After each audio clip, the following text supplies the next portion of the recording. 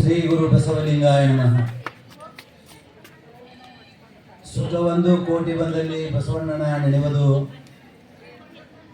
ದುಃಖ ಒಂದು ಕೋಟಿ ಬಂದಲ್ಲಿ ಬಸವಣ್ಣನ ನೆನೆಯುವುದು. ಪಾದೋದಕ ಪ್ರಸಾದವ ಕೊಂಬುವಲ್ಲಿ ಬಸವಣ್ಣನ ನೆನೆಯುವುದು.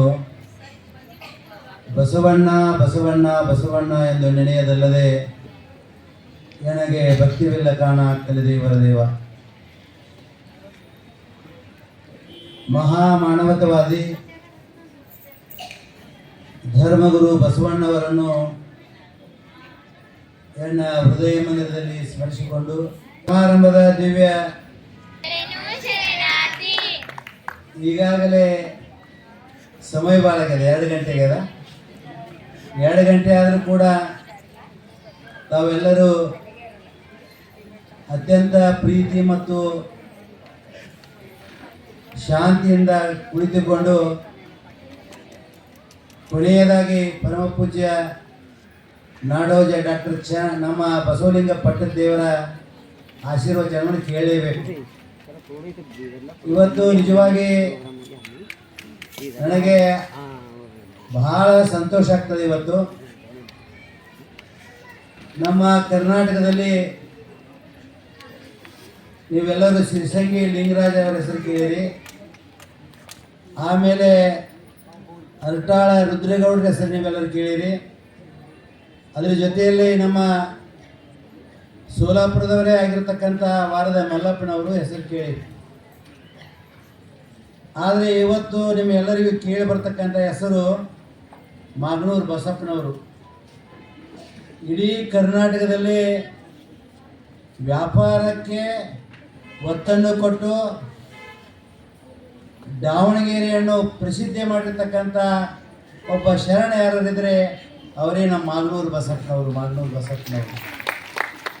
ಮಾಗನೂರು ಬಸಪ್ಪನವರು ಅಂದರೆ ಸತ್ಯಶುದ್ಧವಾಗಿರ್ತಕ್ಕಂಥ ಕಾಯಕ ಮಾಡತಕ್ಕಂಥ ಒಬ್ಬ ಮಹಾನ್ ಶ್ರೇಷ್ಠ ಶರಣ.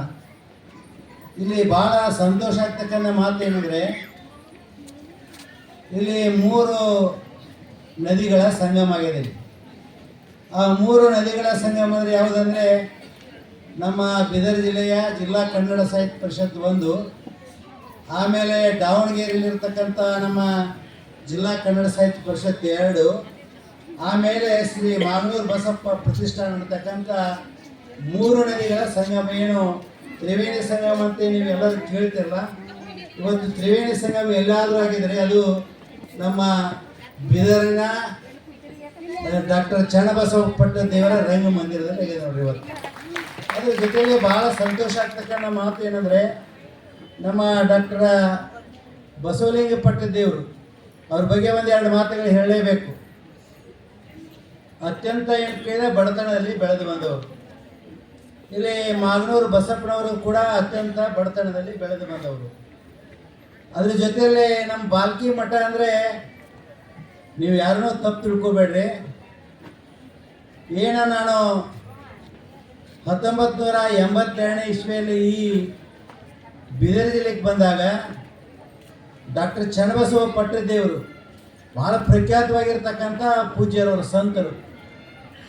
ಡಾಕ್ಟರ್ ಚನ್ನಬಸವ ಪಟ್ಟದೇವರನ್ನು ನೋಡಬೇಕಾದ್ರೆ ನಾವು 12ನೇ ಶತಮಾನದ ಶರಣರು ಯಾರೂ ನೋಡಿಲ್ಲ. ಆದರೆ 12ನೇ ಶತಮಾನದ ನಂತರ ಶರಣರನ್ನು ನೋಡಬೇಕಾದ್ರೆ ನಾವು ಎಲ್ಲಿಗೆ ಹೋಗ್ಬೇಕಂದ್ರೆ ಬಾಲ್ಕಿ ಹಿರೇಮಠದಲ್ಲಿರ್ತಕ್ಕಂಥ ಡಾಕ್ಟರ್ ಚನ್ನಬಸವ ಪಟ್ಟದೇವರ ಹೋಗಬೇಕಾಗ್ತದೆ. ಡಾಕ್ಟರ್ ಚನ್ನಬಸವ ಪಟ್ಟದೇವರು ಹೇಗಿದ್ದಾರೆ ಅಂದರೆ, ಅವರೇನು ದೊಡ್ಡದಾಗಿರ್ತಕ್ಕಂಥ ಏನೋ ಕುದುರೆ ಏನೇರಿ ದೊಡ್ಡ ಕಾರುಗಳನ್ನೇರಿ ಬರತಕ್ಕಂಥ ವ್ಯಕ್ತಿ ಅಲ್ಲ. ಅವ್ರು ಹೇಗೆ ಬರ್ತಿದ್ರು ಅಂದರೆ, ಈ ಆಟೋ ರಿಕ್ಷಾ ಅಂತಾರಲ್ಲ ನಿಮ್ಮ ಊರಲ್ಲಿ, ಇವು 3 ಗಾಲಿಂದ ಆಟೋ ರಿಕ್ಷಾ, ಸೈಕಲ್ ರಿಕ್ಷಾಗಳಲ್ಲಿ ಏರಿ ಬಂದವರು. ಅದ್ರ ಜೊತೆಯಲ್ಲಿ ಒಂದೊಂದು ಸಲ ಟಾಂಗಾದಲ್ಲಿ ಹೋಗ್ತಿದ್ರು. ಒಂದೊಂದು ಸಲ ಏನು ಕೇಳಿದಾಗ ಯಾರೂ ಸಿಗದಿದ್ರೆ ಸ್ವತಃ ಕೈಯಲ್ಲಿ ಒಂದು ಬಡಿಗೆಯನ್ನು ಹಿಡಿದು ಬೆತ್ತ ಹಿಡಿದು ನಡೀತಾ ಹೋಗ್ತಕ್ಕಂಥ ಒಬ್ಬ ಯತಿ ಯಾರಿದ್ರೆ, ಒಬ್ಬ ಸಂತ ಯಾರಿದ್ರೆ ಅವರು 20ನೇ ಶತಮಾನದಲ್ಲಿ ಡಾಕ್ಟರ್ ಪರಮ ಪೂಜ್ಯ ಡಾಕ್ಟರ್ ಚನ್ನಬಸವ ಪಟ್ಟದೇವರು. ಆದರೆ ಚನ್ನಬಸವ ಪಟ್ಟದೇವರು ಇಷ್ಟು ದೊಡ್ಡ ಕೆಲಸ ಮಾಡಿದರು. ಅವ್ರು ಮಾಡಿರ್ತಕ್ಕಂಥ ಕೆಲಸ ಯಾವ ಜಗದ್ಗುರು ಮಾಡಿಲ್ಲ. ನಾನು ಹೆಮ್ಮೆಯಿಂದ ಹೇಳ್ತಿದ್ದೇನೆ, ಯಾವ ಕರ್ನಾಟಕದ ಏನು ದೊಡ್ಡ ದೊಡ್ಡ ಮಠಾಧೀಶರಿದ್ರೆ ಯಾರೂ ಮಾಡಿಲ್ಲ ಇವತ್ತು. ಏಕಾಂಗಿಯಾಗಿ ಅಂತ ಕೇಳಿದಾಗ ಶಿಕ್ಷಣ ಸಂಸ್ಥೆಯನ್ನು ಕಟ್ಟಿದರು. ಅದಲ್ಲದೆ ಹರಿಜನರ ಕೇರಿಗಳಿಗೆ ಹೋಗ್ತಿದ್ರು. ಹರಿಜನರ ಕೇರಿಗಳಿಗೆ ಹೋಗುವುದಲ್ಲದೆ ಎಲ್ಲರಿಗೂ ಸರಿಸಮಾನವಾಗಿ ಇಷ್ಟಲಿಂಗವನ್ನು ಕಟ್ಟಿ ಬಸವ ತತ್ವವನ್ನು ಪ್ರಚಾರ ಮತ್ತು ಪ್ರಸಾರ ಮಾಡಿರ್ತಕ್ಕಂಥ ಒಬ್ಬ ಶರಣ ಜಂಗಮ ಶಿವಯೋಗಿ ಪಟ್ಟದೇವರು ಯಾರು ಹೇಳಿದರೆ ಅವರೇ ನಮ್ಮ ಡಾಕ್ಟರ್ ಶರಣಬಸವ ಪಟ್ಟದೇವರು. ಡಾಕ್ಟರ್ ಶರಣಬಸವ ಪಟ್ಟದೇವರ ನಂತರ ನಮ್ಮ ಪರಮ ಪೂಜ್ಯರಾಗಿರ್ತಕ್ಕಂಥ ಬಸವಲಿಂಗ ಪಟ್ಟದೇವರ ಸ್ವಾಮೀಜಿಯವರಿಗೆ ಅಲ್ಲಿ ಪಟ್ಟಾಭಿಷೇಕ ನಡಿಬೇಕಾಗಿತ್ತು. ಆ ಸಂದರ್ಭದಲ್ಲಿ ನಾವು ಅಷ್ಟೇ ಅಲ್ಲ, ನಾಡಿನ ಎಲ್ಲ ಪರಮ ಪೂಜ್ಯ ಶ್ರೀಗಳವರಲ್ಲಿ ಬಂದಿದ್ದರು. ಅದರ ಜೊತೆಯಲ್ಲಿ ಏನು ಲಿಂಗಾನಂದ ಸ್ವಾಮೀಜಿಯವರು ಕೂಡ ಕೇಳಿದಾಗ ಆ ಕಾರ್ಯಕ್ರಮದಲ್ಲಿ ಪಾಲ್ಗೊಂಡಿರ್ತಕ್ಕಂಥ ಸಂದರ್ಭದಲ್ಲಿ ನಮ್ಮ ಪೂಜ್ಯ ಬಸವಲಿಂಗ ಪಟ್ಟದೇವರು ತಾಯಿಯವರು ಇದಕ್ಕಿಂತ ಪೂರ್ವದಲ್ಲಿ ಏನು ಪಟ್ಟಾಭಿಷೇಕ ನಡೀತಿಲ್ಲ ಅದಕ್ಕಿಂತ ಪೂರ್ವದಲ್ಲಿ ಅವ್ರು ಇಷ್ಟು ಹೇಳಿದ್ರೆ ಏನಂದ್ರೆ ನೀವು ಮಠಕ್ಕೆ ಹೋಗೋದು ಬೇಡ, ಮಠಕ್ಕೆ ಹೋಗಲಾರ್ದೆ ಏನು ಕೇಳಿದಾಗ ಒಳ್ಳೆ ವಿದ್ಯಾಭ್ಯಾಸವನ್ನು ಕೇಳಿದ್ದು, ನೀನೇ ಏನು ಕೇಳಿದಾಗ ಏನಾದ್ರು ಕೆಲಸ ಮಾಡ್ಬೇಕಂದಾಗ ಆಗ ಪೂಜ್ಯ ಯಾವ ಡಾಕ್ಟರ್ ಶರಣಬಸವ ಪಟ್ಟದೇವರ ಒಂದು ಆಶೀರ್ವಾದ, ಅವರ ಒಂದು ಪ್ರೇರಣೆಗೆ ಅಂತ ಕೇಳಿದಾಗ ಅವರ ಪ್ರೀತಿಗೆ ಪಾತ್ರರಾಗಿರ್ತಕ್ಕಂಥ ಒಬ್ಬ ಸಾಧಕ ಶಿವಯೋಗಿ ಯಾರಿದ್ರೆ ನಮ್ಮ ಬಸವಲಿಂಗ ಪಟ್ಟದೇವರು. ಬಸವಲಿಂಗ ಪಟ್ಟದೇವರನ್ನ ಹೇಳ್ತೀವಿ ಏನಂದಾಗ ನಾನು, ಯಾಕಂದರೆ ಅವರು ನಮ್ಮ ಭಾಳ ನಿಕಟವಾಗಿ ಸಂಬಂಧಿದ್ದವರು. ಅವರು ಮೇಲಿನ ಮೇಲೆ ನನ್ನ ಜೊತೆಯಲ್ಲಿ ಹೇಳ್ತಾರೆ. ಏನು ಹೇಳ್ತಾರೆ ಅಂದರೆ, ಬುದ್ಧಿ ನನ್ನ ಮನಸ್ಸಿನಲ್ಲಿ ಏನಿತ್ತಂದರೆ ನಾನೊಬ್ಬ ಶಿಕ್ಷಕ ಆಗಬೇಕಂತ ಮಾಡಿದ್ದೆ ಅಂತ ಹೇಳ್ತಿರೋರು. ನಾನೊಬ್ಬ ಶಿಕ್ಷಕ ಆಗಬೇಕು, ಒಳ್ಳೆಯ ಉತ್ತಮವಾಗಿರ್ತಕ್ಕಂಥ ಶಿಕ್ಷಕನಾಗಿ ಮಕ್ಕಳಿಗೆ ಕೇಳಿದಾಗ ವಿದ್ಯಾಭ್ಯಾಸ ಹೇಳಿಕೊಡ್ಬೇಕು, ಆ ನಿಟ್ಟಿನಲ್ಲಿ ನಾನು ಬೆಳಿಬೇಕಾಗಿತ್ತು. ಆದರೆ ಇವತ್ತು ನಾನು ಪಟ್ಟದೇವರಿಗೆ ಹೇಗೆ ಮಾಡಬೇಕಂದಾಗ ನನಗೆ ಅನ್ನಿಸ್ತದ, ಇವತ್ತು ನೀವು ಒಬ್ಬರೇ ಶಿಕ್ಷಕರಾಗಿದ್ದರೆ ನೂರಾರು ಮಕ್ಕಳು ಅಷ್ಟೇ ಕೇಳಿದಾಗ ನಿಮ್ಮ ಕೈಯಲ್ಲಿ ಕಲಿತಿದ್ದು.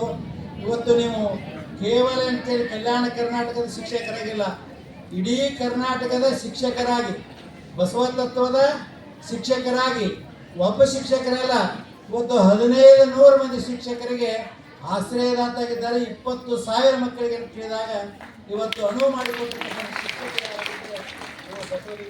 ಶಿಕ್ಷಕ ಅಂತ ಕರೀತಾರೆ.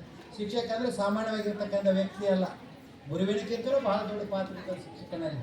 ನೀವೆಲ್ಲರೂ ಏನು ಕೇಳಿ ಕಾವಿ ಬಟ್ಟೆ ಹಾಕೊಂಡವರು ದೊಡ್ಡವರು ಅಂತೇಳಿ ತಿಳ್ಕೊಂಡಿರ್ಬೋದು. ಕಾವಿ ಬಟ್ಟೆ ಹಾಕೊಂಡವರು ಅಷ್ಟೇ ದೊಡ್ಡವರಲ್ಲ. ಯಾರು ಸಮಾಜದಲ್ಲಿ ಅತ್ಯಂತ ಏನು ಕೇಳಿದಾಗ ಸಮಾನತೆಯಿಂದ, ಶ್ರದ್ಧೆಯಿಂದ, ಕಾಯಕದ ತಳಹದಿಯ ಮೇಲೆ ಉತ್ತಮವಾಗಿರ್ತಕ್ಕಂಥ ಸಮಾಜವನ್ನು ನಿರ್ಮಾಣ ಯಾರು ಮಾಡ್ತಾರೆ ಅವರು ಮಾತ್ರ ಏನಾಗ್ತಾರೆ, ಇವತ್ತು ಸ್ವಾಮಿಗಳಾಗ್ತಿದ್ದಾರೆ, ಗುರುಗಳಾಗ್ತಾರೆ. ಆ ನಿಟ್ಟಿನಲ್ಲಿ ನಮ್ಮ ಬಸವಲಿಂಗ ಪಟ್ಟದೇವರನ್ನು ಕೇಳಿದಾಗ ಅತ್ಯಂತ ಸರಳ ಹೃದಯಗಳು, ತಾಯಿ ಹೃದಯ ಅಂತ ಹೇಳಿದ್ರಲ್ಲ. ಇವತ್ತು ನಾವು ತಾಯಿ ನೋಡಿಲ್ಲ, ಆದರೆ ತಾಯಿಯನ್ನು ನೋಡಬೇಕಾದ್ರೆ ಎಲ್ಲಿ ನೋಡಬೇಕಾದ್ರೆ ನಮ್ಮ ಬಸವಲಿಂಗ ಪಟ್ಟದೇವರಲ್ಲಿ ತಾಯಿಯನ್ನು ನೋಡಬೇಕು. ತಂದೆಯನ್ನು ನೋಡಬೇಕಾದ್ರೆ ಎಲ್ಲಿ ನೋಡಬೇಕಂದ್ರೆ ಇವತ್ತು ಬಸವಲಿಂಗ ಪಟ್ಟದೇವರಲ್ಲಿ ನೋಡಬೇಕು. ಅನಾಥ ಮಕ್ಕಳಿಗೆ, ಇವತ್ತು ಬೀದಿಯಲ್ಲಿರ್ತಕ್ಕಂಥ ಮಕ್ಕಳಿಗೆ ತಾಯಿಯಾಗಿ ತಂದೆಯಾಗಿ ಪೋಷಣೆ ಮಾಡಿರ್ತಕ್ಕಂಥ ಒಬ್ಬ ಅದ್ಭುತ ಯತಿ ಪಟ್ಟದೇವರಿಗೆ ಕರ್ನಾಟಕದಲ್ಲಿ ಯಾರಿದ್ರೆ ನಮ್ಮ ಬಸವಲಿಂಗ ಪಟ್ಟದೇವರಿದ್ದಾರೆ. ಇವತ್ತು ನನಗೆ ಭಾಳ ಸಂತೋಷ ಆಗ್ತದೆ. ಇವತ್ತು ಎಷ್ಟು ಸಂತೋಷ ಆಗ್ತದೆ ಹೇಳಲಿಕ್ಕೆ ಸಾಧ್ಯ ಇಲ್ಲ. ಯಾಕೆ ಈ ಮಾತನ್ನು ಹೇಳ್ತಾನೆ ಅಂದರೆ, ಈ ಮಾಗನೂರು ಬಸಪ್ಪನವ್ರು ಏನು ಕೇಳಿದಾಗ ಅವರು ಕೂಡ ಅಷ್ಟೇ ಕಷ್ಟದಿಂದ ಬೆಳೆದಾರ. ಅವ್ರ ಪುಸ್ತಕನ ಓದಿದಾಗ ನನಗೆ ಇಲ್ಲಿ ನೆನಪಿಗೆ ಬರ್ತದ ಎಷ್ಟು ಕಷ್ಟದಿಂದ ಬೆಳೆದಾರೆ ಅಂದರೆ, ಇವತ್ತು ದೊಡ್ಡ ದೊಡ್ಡ ಲಿಂಗರಾಜರ ಹೆಸರಾಗ್ಬೋದು, ನಮ್ಮ ವಾರದ ಮಲ್ಲಪ್ಪನವರ ಭಾಳ ದೊಡ್ಡ ಸಿನಿಮಾ ಅಗರ್ಭ ಶ್ರೀಮಂತರು. ಆದರೆ ಬಡತನದಲ್ಲಿ ಹುಟ್ಟಿ ಬಡತನದಲ್ಲಿ ಬೆಳೆದು ಇಡೀ ಕರ್ನಾಟಕದಲ್ಲಿ ಕೇಳಿದಾಗ ಇವತ್ತು ವ್ಯಾಪಾರ ಕೇಂದ್ರವಾಗಿ ಮಾಡಿರ್ತಕ್ಕಂಥ ಶಕ್ತಿ ಯಾರ್ದಂದರೆ ನಮ್ಮ ಮಾಗನೂರು ಬಸಪ್ಪನವ್ರದಲ್ಲಿಲ್ಲ. ಭಾಳ ದೊಡ್ಡ ಫೇಮಸ್ ಹೆಸರು ಅವರು. ಅಲ್ಲೆಲ್ಲ ಇದಕ್ಕೆ ಹೋದಾಗ, ದಾವಣಗೆರೆಗೆ ಹೋದಾಗ, ಬೇರೆ ಕಡೆ ಹೋದಾಗ ಅದ್ರ ಜೊತೆಯಲ್ಲಿ ನಮ್ಮ ತಿಪ್ಪಯ್ಯನವ್ರ ಮನೆಗೆ ಹೋಗ್ತಿದ್ದೆ ನಾವು. ಮೇಲಿದ ಮೇಲೆ ತಿಪ್ಪಯ್ಯನವ್ರು ಅಂತಿದ್ದಾರೆ. ಅವ್ರ ಮನೆಗೆ ಹೋದಾಗ ಅವ್ರ ಮಗ ನಮ್ಮ ಶಿವಯೋಗಿ ಮತ್ತು ಶಿವಮೂರ್ತಿ ಇದ್ದಾರೆ. ಆಗ ಮಾಗನೂರು ಬಸಪ್ಪನವ್ರ ಬಗ್ಗೆ ಹೇಳ್ತಿದ್ದೆ, ನಾವು ಕೇಳ್ತಿದ್ದೆ. ಅದಕ್ಕಾಗಿ ಭಾಳ ಸಂತೋಷ ಆಗ್ತದೆ. ಇವತ್ತು ಈ ಪ್ರಶಸ್ತಿಯನ್ನು ಕೊಟ್ಟಿಲ್ಲ, ಆದರೆ ಹಿಂದಿನವರು ದೊಡ್ಡ ದೊಡ್ಡ ವ್ಯಕ್ತಿಗಳಿಗೆ ಕೊಟ್ಟಿದ್ದು ಭಾಳ ಸಂತೋಷ. ಇವತ್ತು ನಿಜವಾಗಿ ಅಂತ ಕೇಳಿದಾಗ ಬಡತನದಲ್ಲಿ ಬೆಳೆದು ಸತ್ಯಶುದ್ಧವಾಗಿರ್ತಕ್ಕಂಥ ಕಾಯಕ ಮಾಡಿರ್ತಕ್ಕಂಥ ಮಾಗನೂರು ಬಸಪ್ಪನವರ ಪ್ರಶಸ್ತಿ ಅಂತ ಕೇಳಿದಾಗ ಕಷ್ಟದಿಂದ ಬೆಳೆದು ಇವತ್ತು ಇಡೀ ಕರ್ನಾಟಕದಲ್ಲಿ ಪ್ರಖ್ಯಾತ ಆಗಿರ್ತಕ್ಕಂಥ ಡಾಕ್ಟರ್ ಎನ್ ಬಸವಲಿಂಗ ಪಟ್ಟದೇವರಿಗೆ ಕೊಟ್ಟಿಲ್ಲ. ಇದು ನಿಜವಾಗಿ ಪ್ರಶಸ್ತಿ ಏನಾಗ್ತದೆ ಅಂದರೆ ಹೆಚ್ಚಿನ ಗೌರವ ಬರ್ತದೆ, ಭಾಳ ಸಂತೋಷ ಆಗ್ತದೆ. ಸಮಯ ಆಗ್ಯದ, ಮಾತಾಡಿದ್ರೆ 3 ತಾಸು ಮಾತಾಡ್ಬೋದು, ಆದರೆ ಸಮಯ ಆಗ್ತದೆ. ಮಾತಾಡುವ ಸಮಾರಂಭ ಅಲ್ಲ, ಕಣ್ಣಿನಿಂದ ಏನು ಕೇಳಿದಾಗ ಅತ್ಯಂತ ಆನಂದವನ್ನು ತುಂಬಿಕೊಳ್ತಕ್ಕಂಥ ಸಮಯ. ಯಾಕಂದರೆ ನನಗೆ ಇಷ್ಟು ಖುಷಿ ಆಗ್ತದೆ, ಭಾಳ ಖುಷಿ ಆಗ್ತದೆ ಇವತ್ತು ಇಷ್ಟು ದೊಡ್ಡ. ಯಾಕಂದರೆ ಇವತ್ತು ನಮಗೆ ಬಸವ ತತ್ವದ ತಳಹದಿಯ ಮೇಲೆ ಇವತ್ತು, ಯಾಕಂದರೆ ನನಗೆ ಕಟ್ಟ ಹೇಳ್ತಿದೆ ಬಸವ ತತ್ವದ ತಳಹದಿಯ ಮೇಲೆ ಬದುಕಿದವರು ನಾವು, ಪಟ್ಟದೇವರಾಗಲಿ ನಾವಾಗಲಿ. ಆದರೆ ನಾವು ಬಸವ ತತ್ವ ಪ್ರಚಾರ ಮಾಡೋದು ವಿರಕ್ತರ ಮೇಲೆ ನಾವೇನು ದೊಡ್ಡದು ಬಸವ ತತ್ವ ಪ್ರಚಾರ ಮಾಡೋದು ಅಷ್ಟೇನೋ ದೊಡ್ಡದಲ್ಲ. ಯಾಕಂದರೆ ವಿರಕ್ತರ ಕೆಲಸ ಅದೇ ಇರ್ತದೆ. ವಿರಕ್ತನ ನಿಮ್ಗೆ ಗುರುತಿಲ್ಲ, ವಿರಕ್ತರು ಮತ್ತು ಪಟ್ಟದೇವರಂತ ಇರ್ತಿದ್ದಾರೆ. ಆ ವಿರಕ್ತರಾದ ಶ್ರೀಮಂಡಿರಂಜನ ಪ್ರಣವ ಸ್ವರೂಪಿ ಅಂದರೆ ನಮ್ಮ ಕೆಲಸ ಏನಂದರೆ ಬಸವ ತತ್ವವನ್ನು ಪ್ರಚಾರ ಮಾಡಬೇಕು, ಪ್ರಸಾರ ಮಾಡಬೇಕು. ಕೇವಲ ನಾವು ರಾಷ್ಟ್ರಪತಿಗಳಿದ್ದಂಗೆ, ರಾಷ್ಟ್ರಪತಿಗಳಂದರೆ ಏನು ಮಾಡೋದು ಸಿಗ್ನೇಚರ್ ಹಾಕೋದು ಅಷ್ಟೇ. ಆದರೆ ಪರಮಪೂಜ್ಯ ಡಾಕ್ಟರ್ ನಮ್ಮ ಬಸವಲಿಂಗ ಪಟ್ಟದೇವರು ಪ್ರಧಾನಮಂತ್ರಿ ಇದ್ದಂಗೆ ನೋಡಿ, ಅಂದರೆ ಕೆಲಸ ಮಾಡೋರು. ಎಷ್ಟು ಕೆಲಸ ಮಾಡ್ತಾನೆ ಅಂದರೆ ಇವತ್ತು ನಿಜವಾಗಿ ಕೇವಲ ಕರ್ನಾಟಕ, ನಮ್ಮ ಮಹಾರಾಷ್ಟ್ರ ಅಷ್ಟೇ ಅಲ್ಲ, ಇವತ್ತು ತೆಲಂಗಾಣ ಅಷ್ಟೇ ಅಲ್ಲ, ಆಂಧ್ರ ಪ್ರದೇಶ ಅಲ್ಲ, ಕರ್ನಾಟಕದ ಎಲ್ಲ ಭಾಗದಲ್ಲಿ ಇವತ್ತು ಕಟ್ಟುನಿಟ್ಟಾಗಿ ಅಂತ ಕೇಳಿದಾಗ ಬಸವ ತತ್ವದ ಪ್ರಚಾರ ಪ್ರಸಾರ ಮಾಡೋರು ಪುಸ್ತಕಗಳ ಮುಖಾಂತರವಾಗಿ, ಇವತ್ತು ಕಾರ್ಯಕ್ರಮದ ಮುಖಾಂತರವಾಗಿ ಮಾಡ್ತಕ್ಕಂಥ ಒಬ್ಬ ಪಟ್ಟದೇವರು ಮಾಡೋದು ಬಹಳ ಕಷ್ಟ ಅದ ರೀ.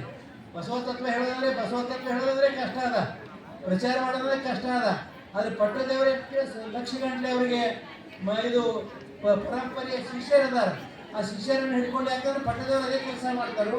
ಶಿಷ್ಯರ ಮನೆಗೆ ಹೋಗಬೇಕು, ಅಲ್ಲಿ ಪ್ರಸಾದ ಮಾಡಬೇಕು, ಅವರಿಂದ ದಕ್ಷಿಣ ತೆಗೆದುಕೊಳ್ಬೇಕು, ನಂತರ ಬಂಗಾರ ಉಂಗುರ ಇಟ್ಕೊಂಡು ಬರ್ತಕ್ಕಂಥ ಕೆಲಸ ಮಾಡ್ತಿದ್ದಾರೆ. ನಾವು ಟೀಕಾ ಮಾಡ್ಲಿಕ್ಕೆ ಹೋಗಲ್ಲ, ದಯಮಾಡಿ ಯಾರು ತಪ್ಪು ತಿಳ್ಕೊಬೇಡ್ರಿ. ಆದರೆ ನಮ್ಮ ಬಸವಲಿಂಗ ಪಟ್ಟದೇವರು ಅವ್ರು ಹಾಗೆ ಮಾಡೋಂಗಿಲ್ಲ. ಎಲ್ಲರ ಮನೆಗೆ ಹೋಗ್ತಿದ್ದಾರೆ, ಪ್ರಸಾದ ಮಾಡ್ತಾರೆ. ಪ್ರಸಾದ ಮಾಡಿ ಏನು ಮಾಡ್ತಾರೆ ಅಂದರೆ ಅಲ್ಲಿ ಬಸವ ತತ್ವದ ಬೋಧನೆಯನ್ನು ಮಾಡಿ ಒಬ್ಬ ಎಲ್ಲರಿಗೂ ಇಷ್ಟಲಿಂಗವನ್ನು ಕಟ್ಟಿ ಬರ್ತಕ್ಕಂಥ ಒಬ್ಬ ಶ್ರೇಷ್ಠ ಪಟ್ಟದೇವಿ ಯಾರಂದರೆ ನಮ್ಮ ಡಾಕ್ಟರ್ ಬಸವಲಿಂಗ ಪಟ್ಟದೇವರಿದ್ದಾರೆ. ಹೀಗಾಗಿ ಭಾಳ ಸಂತೋಷ ಆಗ್ತದೆ. ಕಷ್ಟದಿಂದ ಬೆಳೆದಾರೆ, ನಾನು ನೋಡಿದ್ದೇನೆ, ಎಲ್ಲ ನೋಡಿದ್ದೇನೆ. ನಾನು ಅವ್ರ ಜೊತೆನೇ ಇರ್ತಿದ್ದೆ. ಯಾಕಂದರೆ ನಿಕಟವಾದ ಸಂಬಂಧ ಇರೋದ್ರಿಂದ ಆ ಮಠದಲ್ಲಿ ಏನೂ ಇದ್ದಿದ್ದಲ್ಲ, ಪೂಜೆ ಇರ್ತಿಲ್ಲ. ಎಲ್ಲ ಸಂಗಪ್ಪ ಅವರಾಗಲಿ ನಮಗೆಲ್ಲ ಹೆಚ್ಚಿರ್ತದೆ, ನಿಮ್ಗೆ ಎಲ್ರಿಗೂ ಗೊತ್ತದ. ಯಾಕ್ರಿ ಬಳ್ಳವರೇ, ಅದೇನಂದ್ರೆ ಹೋದಾಗ ಪ್ರಸಾದ ಸಿಗ್ತಿದ್ದಿಲ್ಲ, ಏನೂ ಇರ್ತಿದ್ದಿಲ್ಲ. ಆದರೆ ನಮ್ಮ ಡಾಕ್ಟರ್ ಚನ್ನಬಸವ ಪಟ್ಟದೇವರು ಭಾಳ ಕಷ್ಟದಿಂದ ಬೆಳೆದರು. ಆ ಕಷ್ಟದಿಂದ ಬೆಳೆದಿರ್ತಕ್ಕಂಥದ್ದನ್ನು ಪರಿಪೂರ್ಣವಾಗಿ ಹೊಡೆದೋಡಿಸಿದವರು ಯಾರಂದರೆ ನಮ್ಮ ಬಸವಲಿಂಗ ಪಟ್ಟದೇವರು ಮಾಡಿದ್ದಾರೆ. ಭಾಳ ಸಂತೋಷ ಆಗ್ತದೆ.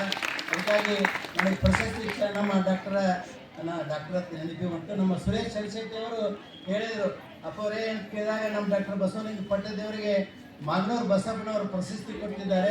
ಈ ಕಾರ್ಯಕ್ರಮದ ನೇತೃತ್ವ ವಹಿಸ್ಕೊಳ್ಬೇಕು ತಾವು ಬರಬೇಕಂದಾಗ ನನಗೆ ಭಾಳ ಖುಷಿಯಾಯಿತು. ಅದ್ರ ಜೊತೆಯಲ್ಲಿ ಮತ್ತು ಅದ್ರ ಜೊತೆಯಲ್ಲಿ ಇನ್ನೊಂದು ಮಾತು ನೆನಪಿಸ್ಕೊಳ್ಬೇಕು. ಇಷ್ಟೆಲ್ಲ ಬೆಳೀಲಿಕ್ಕೆ ಅಂದರೆ ನಮ್ಮ ಗುರುಬಸವ ಪಟ್ಟದೇವ್ರನ್ನ ಒಂದು ಕಾರಣ ಅದ. ಯಾಕಂದ್ರೆ ಅವರು ನೆನೆಸ್ಬೇಕಂದ್ರೆ ಗುರುಬಸವ ಪಟ್ಟದೇವರು ಭಾಳ ಕ್ರಿಯಾಶೀಲ ವ್ಯಕ್ತಿ. ಯಾಕಂದರೆ ಇಷ್ಟು ಚೆನ್ನಾಗಿ ಅವ ಓಡಾಡಿ ಕೆಲಸ ಮಾಡ್ತಾನೆ, ಎಲ್ಲ ಮಾಡ್ತಿದ್ದಾನೆ. ಸಂಸ್ಥೆ ಆಗಲಿ ಎಲ್ಲ ಒಳ್ಳೆ ಕೆಲಸ ಮಾಡ್ತಿದ್ದಾನೆ. ಅದಕ್ಕಾಗಿ ಅವರಿಗೆ ಪಟ್ಟದೇವರು ಕೂಡ ನಾನು ಧನ್ಯವಾದ ಹೇಳ್ತಿದ್ದೇನೆ. ನಮ್ಮ ಇಂದಿನ ಸಮಾರಂಭದ ಅಧ್ಯಕ್ಷತೆ ವಹಿಸಿರ್ತಕ್ಕಂಥ